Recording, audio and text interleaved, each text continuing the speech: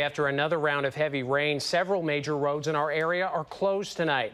News 3's Jenna MIDDAUGH went to Darlington, where water from the Pecatonica River rose over State Highway 23. The Darlington Police Department is still letting some brave drivers go through the high water here, but many longtime residents say this is nothing compared to floods they've seen in the past. Not too many cars are deterred by the water over Main Street in Darlington. Well, this is pretty mild compared to what we've experienced in the past. Lifelong resident Ron Blazer says the city is used to some flooding. My father had a business right next to the river for 12 years, flooded every year. I run the tavern just down the street. I was there 20 years. The basement flooded every year.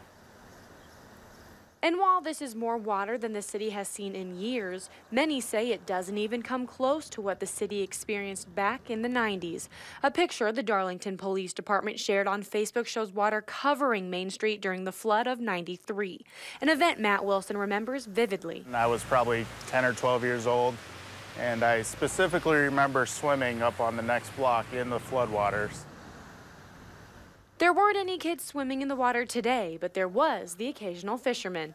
And while the water is high, many are glad it didn't go any farther up Main Street, so the businesses stay dry. As long as everybody's okay and it hasn't affected the businesses too bad, so that's good, because we've seen it a lot worse and it's gone right through stores. But low-lying areas like the fairgrounds weren't able to stay as dry. When you get the river going up, I mean, all you can really do is watch it go up. There's not a whole lot you can do to stop it.